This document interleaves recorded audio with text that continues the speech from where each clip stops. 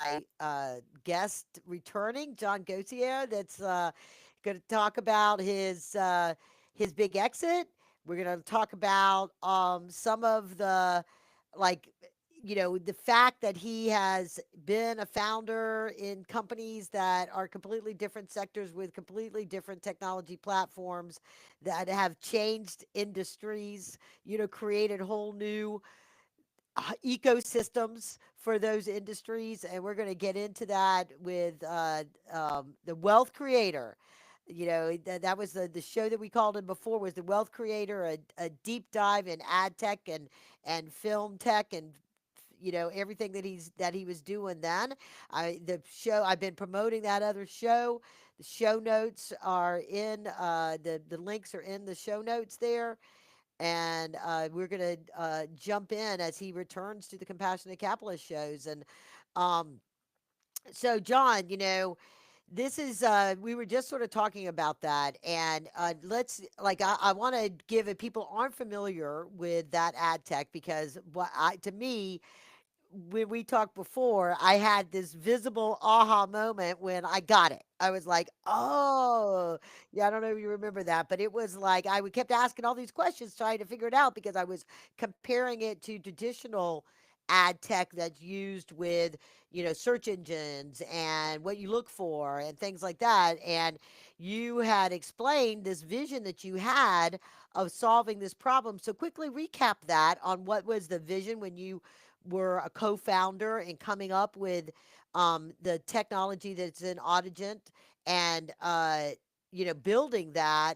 And I think you pivoted a little bit along the way to find this perfect sweet spot that created this nine-figure exit that you've had. And by the way, everybody, that's the second time he's going to tell us that story too.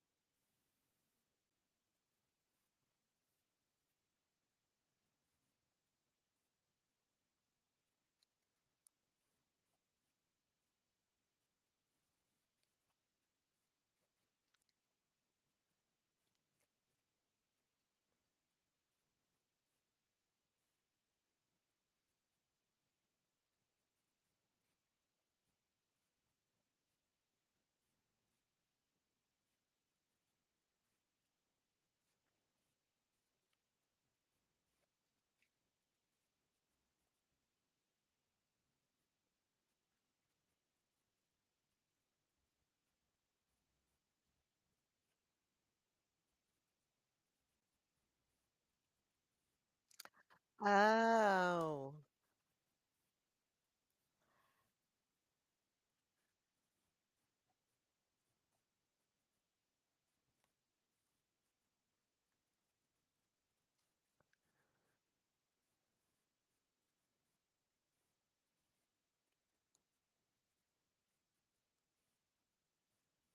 Yeah, and so that, I saw when I was going back and looking at it, the publishers wanting this data, and I think some people don't know, like they just receive these ads, so they don't really understand, that it's not necessarily the company, like, oil trader, let's say, I'm buying balloons or something for my kid at school, and and I'm searching on that, and then all of a sudden I get this, I start getting ads, even though I may have already bought, right? So, in the role of this, is the publisher buying the data or is the company buying the data? Where, like, just give a little bit of that ecosystem of how ads work and that technology bit was is used in that data.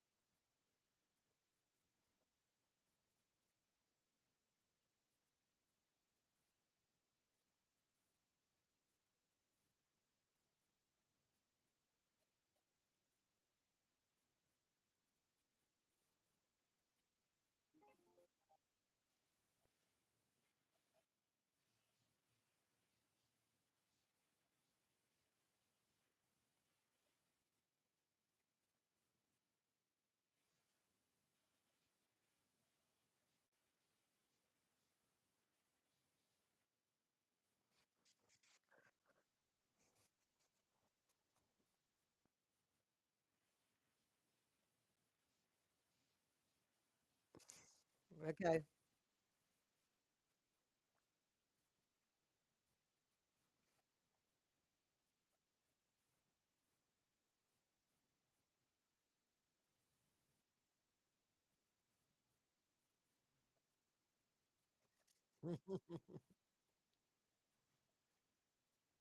Yeah. They're listening.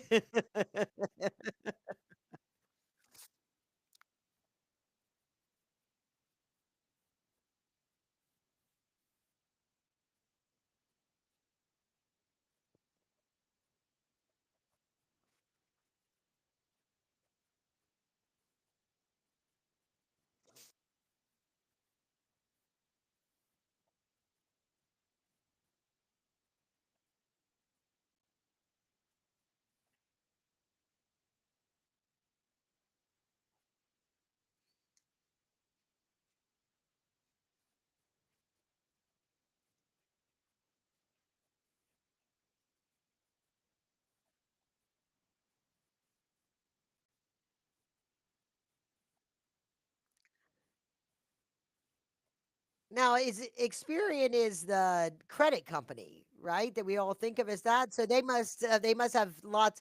That's not as thriving of a business, I guess.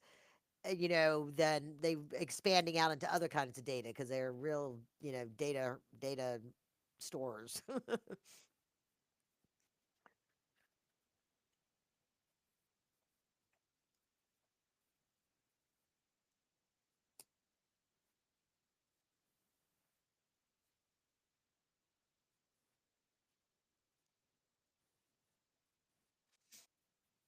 Okay. Okay. Yeah.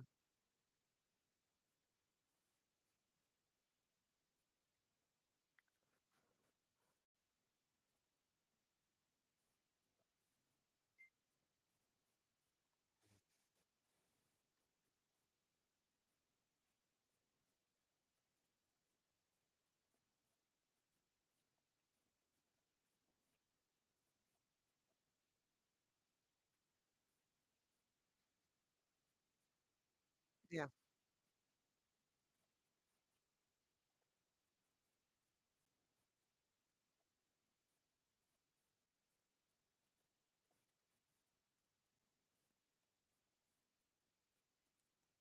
Yeah, I know. So let's yeah, because I was looking at the co-founders, and when we had that conversation before, you were 3 years into starting FilmHedge, and you had just really started the Southbox, and that was pretty much like maybe a year into it at the time. It was still sort of fleshing out its model and its intention, and where you've gone with that. We're going to come back to it. Is is like it really has expanded and grown and matured.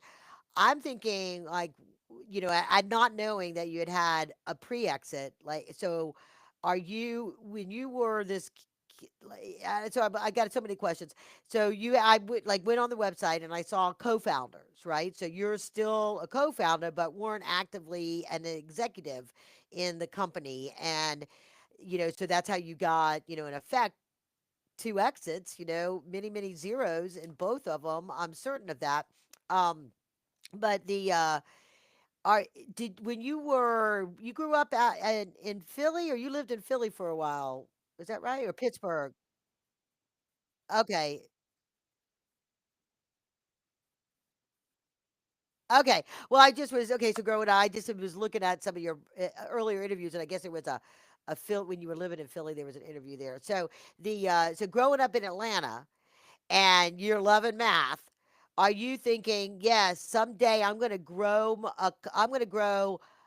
a company, like, and become, a multi millionaire doing that, and it's just this wish list, and then you started figuring out, like, here's a goal on the top of the mountain, the golden ring I'm going to get to, and it's like, because I know when we talked before, you talked about all the things you did with your small businesses and stuff you were doing in Africa for a bit before you came back to the U.S., and it's like, I'm going to keep figuring out a problem that needs to be solved, and then find my co-founders to help me solve it. Which came first, the chicken or the egg, because you went to school at SCAD? Like, give a little bit of this, because, there's lots of entrepreneurs that are out there going, they want that goal, they want that outcome, but you know, they don't, they don't figure out a platform.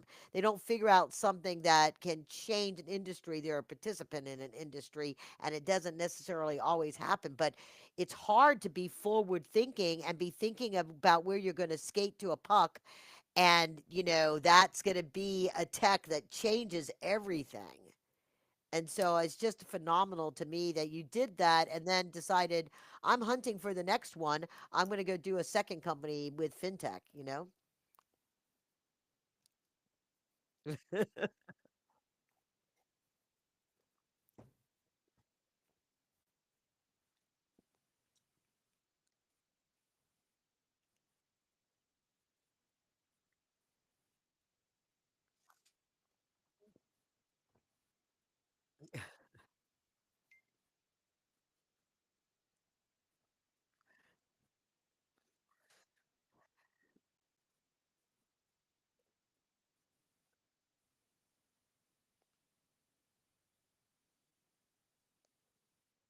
Okay.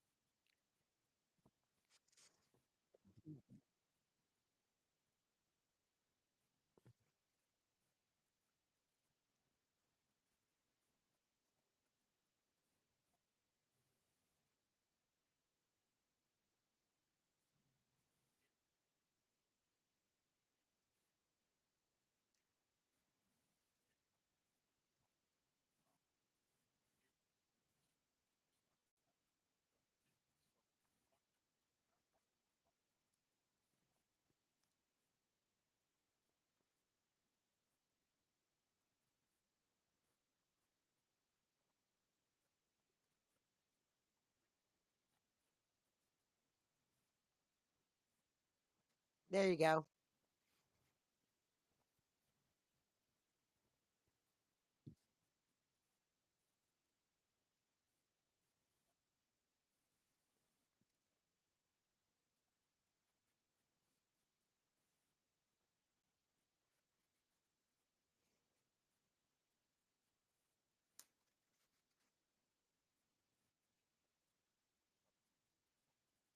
Oh yeah, when that first acquisition came through and you could sell off part of your shares and step away. Yeah. So now do you have co-founders in FilmHedge?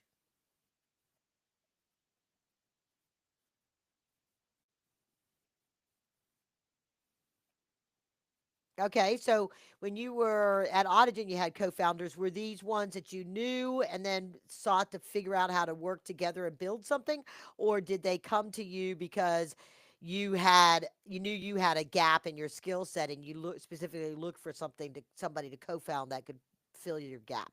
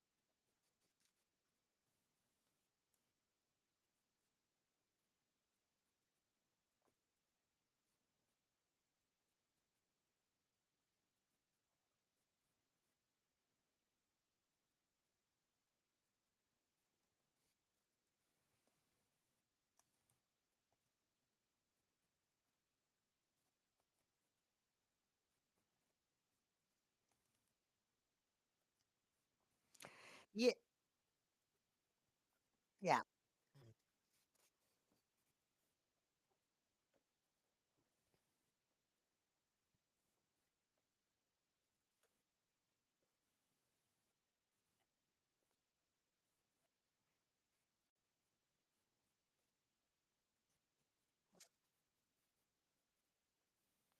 So when we did the first interview, and this is a clip that I used to promote that one, you were talking about solving the problem, prove that you know where the business can go. Investors, particularly VCs, don't see the future the way the founder, who understands the problem best, should see their pathway to scale and exit best if they have done their homework, right? So now you've had like in your fundraising process of both of these companies, have now you've got the serious street cred that people will just believe your vision. VCs will be like, "What you got a vision on for next, John?" But like, so Yeah. So do they? So was it? How much of a struggle, or did you even raise up to the VC level with either of these companies?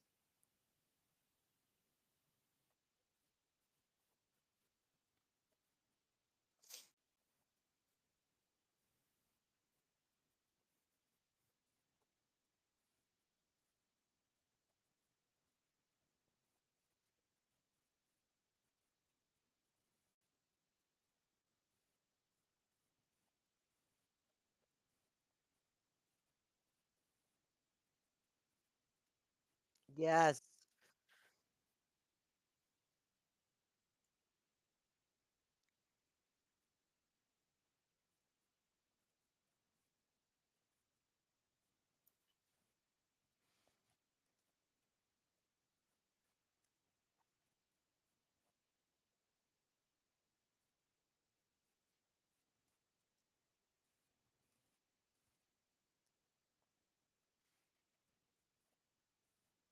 Bootstrapping.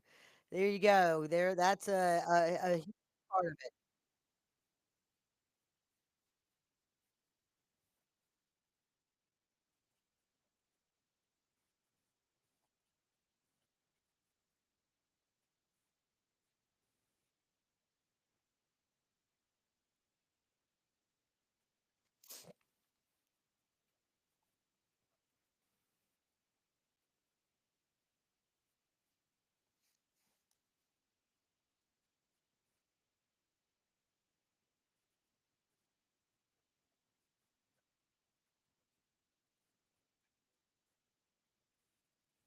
Yeah, yeah, absolutely. So, um, when people thinking entrepreneurs thinking about exits, right? And usually, sort of the real kind of like, oh, if only is, an IPO.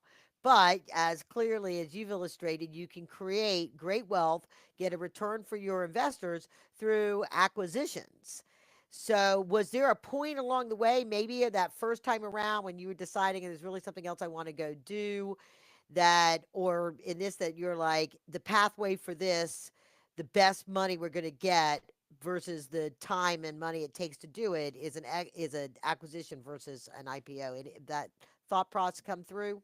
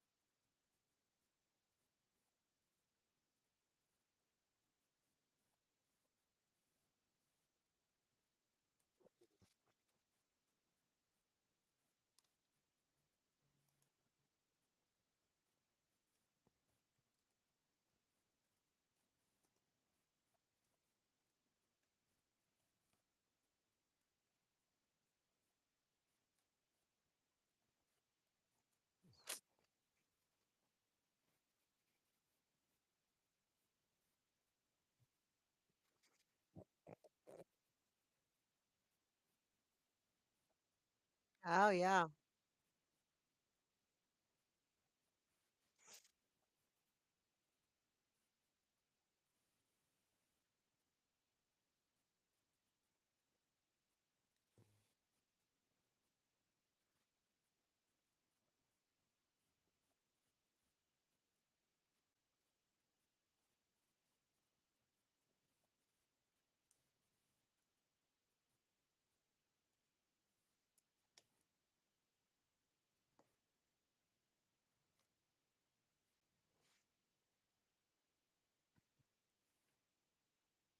Yeah, I just before this, so I've been doing a live stream this last month every week with a guy talking about going public and public markets and how you and all the regulatory issues along those ways and consideration. So, um, okay, so let's shift over to FilmHedge in particular because at the time when we talked, 2003. 23, I think you had the fund was at $100 million, but you're like you were sort of on the way. You were still working through processes of reviewing companies. You could greenlight a film here in Georgia pretty readily. What's changed since 2023? Are you $1 billion fund now? You know, how many companies are you filming the Marvel movies? Like, I mean, are you funding those? What kind of films are you funding and how big? And tell a little bit about that piece of it and throw in how it actually works as a fintech company.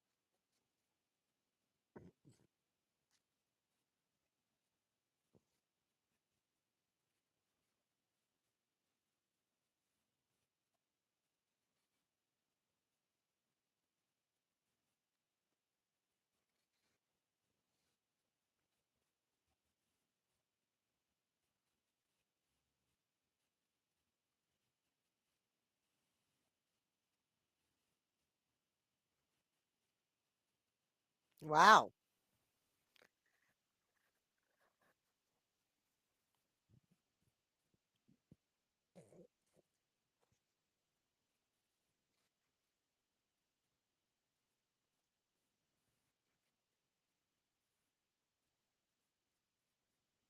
Wow. That goes a long way because that's the idea behind that is that you get, they're getting their returns so that money just gets because it's a loan, right? They get it recycled. So it gets repurposed, so it's in motion all the time, not sitting waiting for some outcome necessarily. I mean, they have to have an outcome because they pay the loan, but still that so now, is the linchpin in all of that that they have to have a distribution contract with a streaming one? They're really not doing commercial release because that's studios take over. But when the streaming platforms, Netflix, Prime, all those things, they give a contract that says we're going to give you X amount of dollars if you give us the rights to put it on our platform, and then you finance that? Is that too simplistic?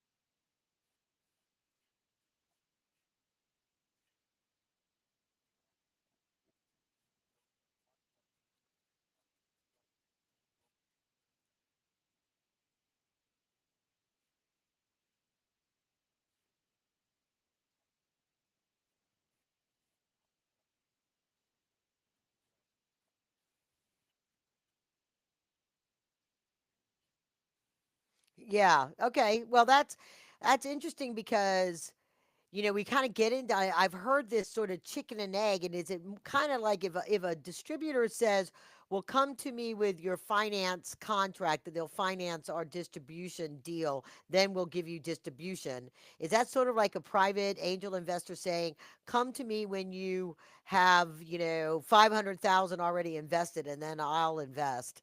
And like, is it, or like, come to me when you've got your fully developed product, and then I'll invest. It's like they're not really serious about giving a distribution contract or a streaming contract if they put that kind of caveat in there.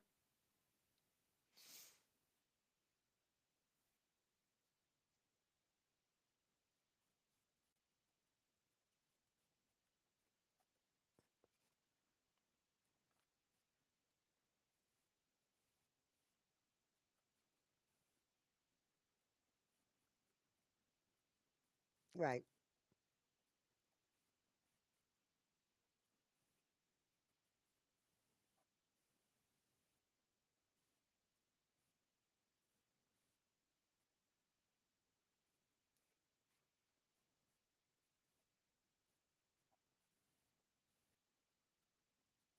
Right.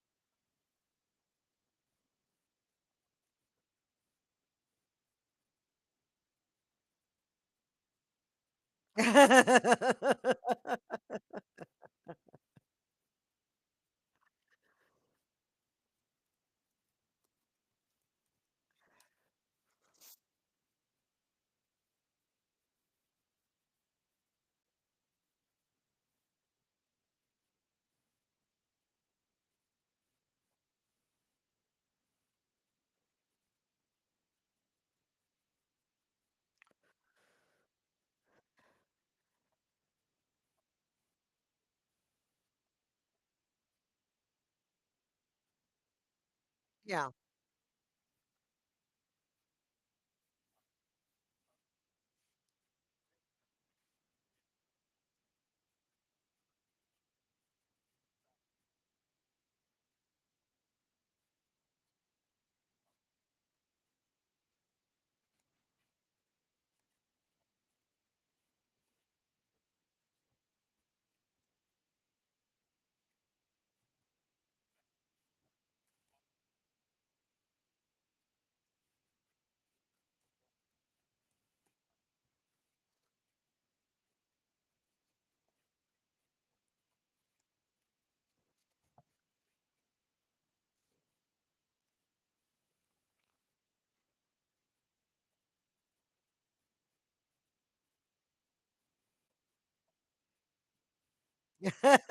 Yeah.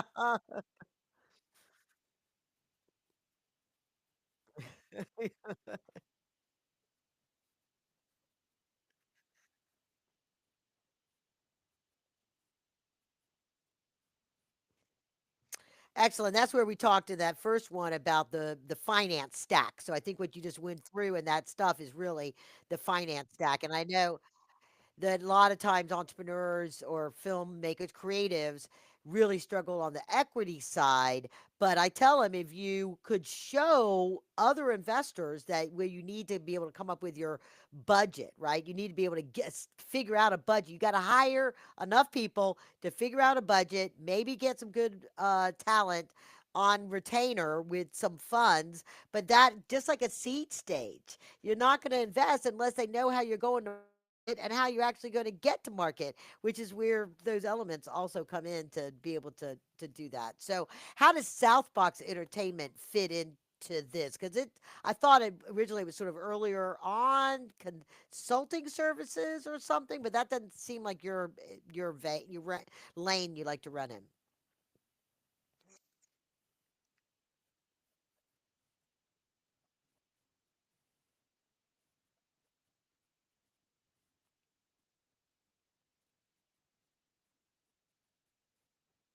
Oh,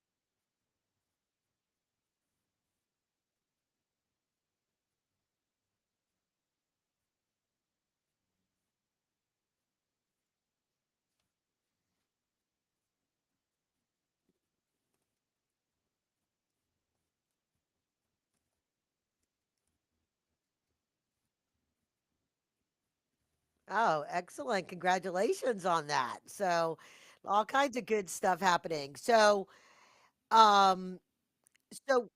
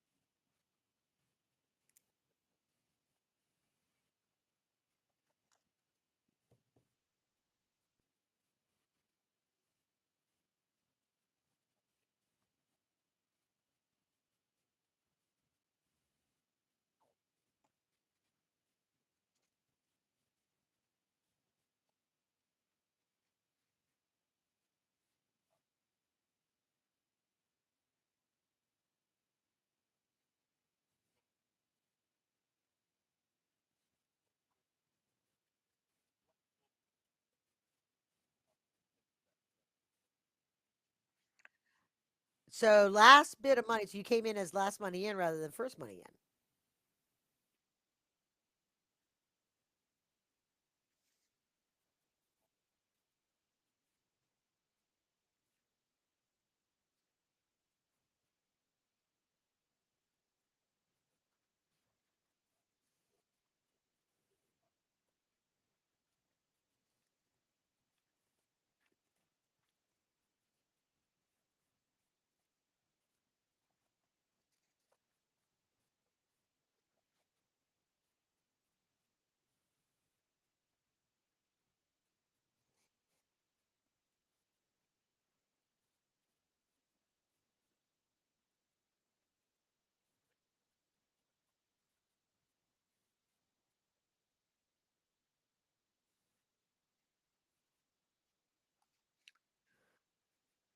Yeah.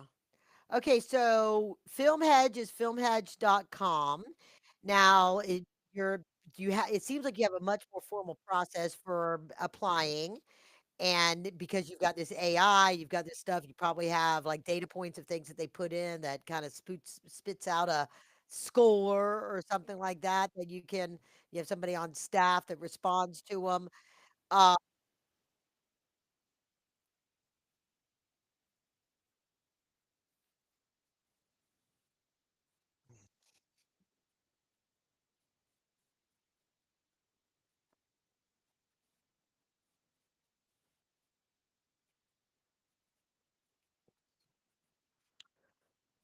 for underwriting. I mean, really, figuring out the hedge of yeah, the hedge on the risk, right? So, okay, so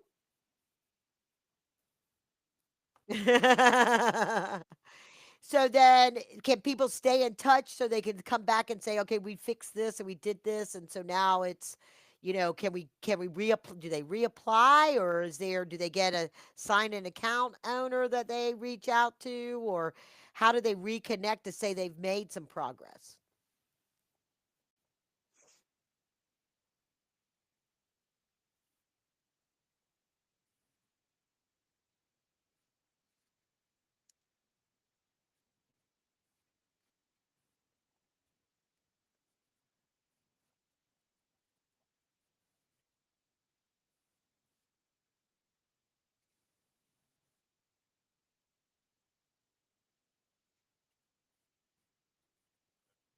Okay.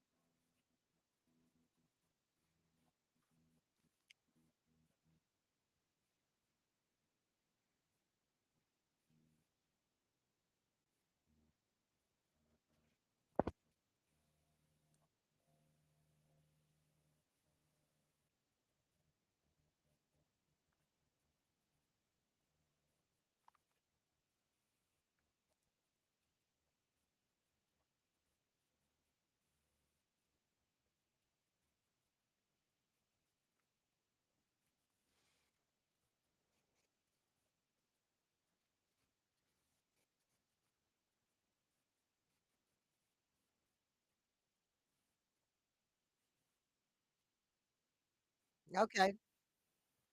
Okay. So what's next? You're staying this course, gonna, ride the wave, or you're going, I see a problem over here that needs to get solved, and you're gonna go become a three-peat winner.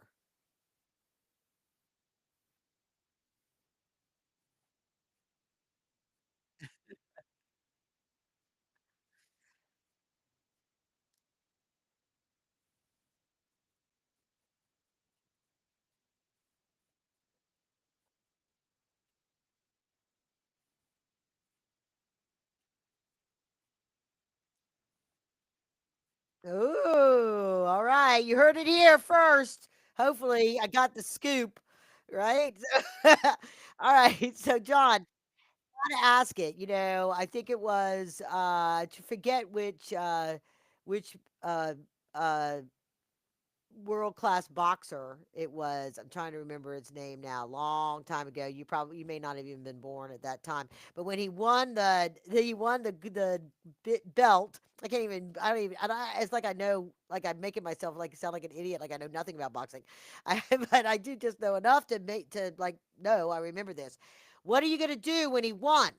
And he was like, I'm going to Disneyland. So what was the thing like? This is what I've always wanted to do, this, that, or the other thing, buy this thing. I joked when I first reconnected with you, you're out buying your yacht. So did you like what is it that you were like, when I do that, when I hit that, I'm doing a thing or getting a thing. What was that?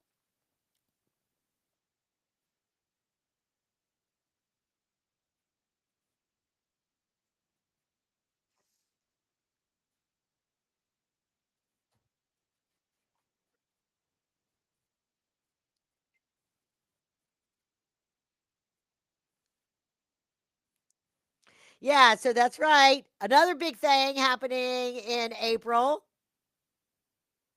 That's not the announcement with FilmHedge.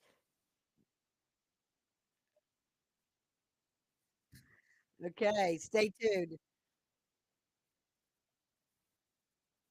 Yeah. See it on Variety. You're going to be on the cover of Variety now, you know? Okay, so anything else you want to add as we wrap up here? I just really am excited that you came back. I'm so excited for your success. I always, I was talking earlier about Rashawn Williams. I love to get them on their way up when they're at the pinnacle. They're like really, they've hit the mountaintop, and it's all. I know how to pick them.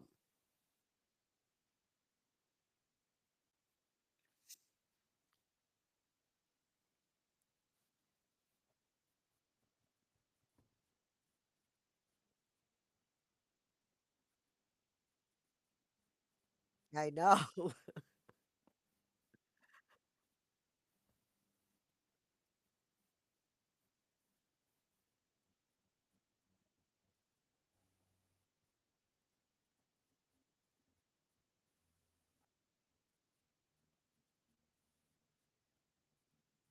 Oh, terrific. That's a big part of our Atlanta ecosystem, becoming one of those multi generational, and that you have successful entrepreneurs sticking around to build a second great company and then start to spread it around and plant seeds and fertilize the other things that are going on, the other ambitious and worthwhile entrepreneurs. And we always have had this chip on our shoulder versus West Coast and like New York and Silicon Valley and or Boston, and it was like those were fifth generation companies of things growing up, and and we were kind of in like second or third, and I think we're hitting our stride now. We're starting to hit it there. So I'm very happy to hear that you're reinvesting in the community. So that's terrific to hear.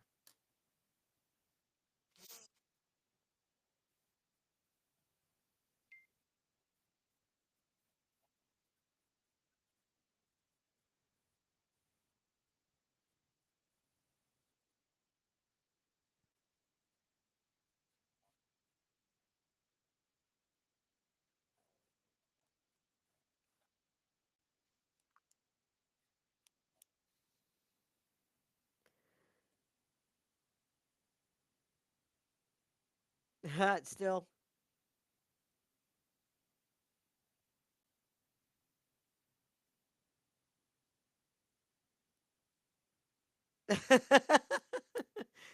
See, little technical difficulties. Could they wrap it up?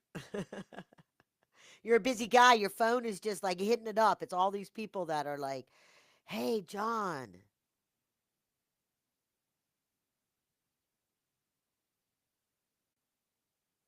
Oh, there we go. So with that, I'm going to say onwards and upwards. This was an incredibly wonderful uh, show. Oh, there he's back. That's interesting.